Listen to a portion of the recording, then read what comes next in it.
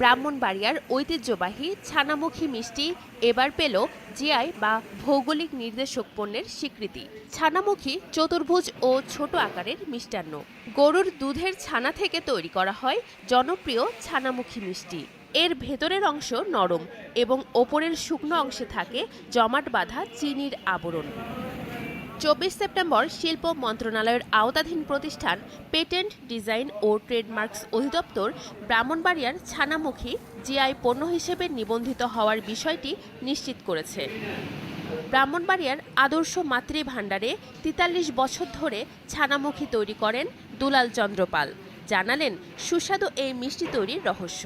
দুধের ছানার একবারে প্রিয় জিনিস তো, তারপরে এটা বাজলে ছানাটা একটু বাজলে আলাদা একটু বাড়ে। অন্যান্য মিষ্টির থেকে এটা একটু স্বাদ আলাদা, যার থেকে ছানামুখিটা বেশি বেশি আমাদের। আর আমাদের এখানে ছানামুখিটা হয়, কিন্তু অন্য কোনো জায়গায় এই ছানামুখিটা তৈরি হয়, যার কারণে আমাদের ছানামুখিটা সব জায়গায় এটা জনপ্রিয়। স্থানীয় মানুষের পাশাপাশি সারা দেশেই সুনাম রয়েছে ছানামুখী মিষ্টির। ব্রাহ্মণবাড়িয়া ছাড়া দেশের আর কোথাও ছানামুখী তৈরি হয় না। চাহিদা অনুযায়ী তো আমরা দিতে পারি না, যুদ্ধ স্বল্পতার কারণে যেন আমরা চাহিদা অনুযায়ী দিতে পারি। অনেক সময় অর্ডার থাকে, যারা বিদেশে থাকে তারাও এটা অর্ডার নিয়ে যায়।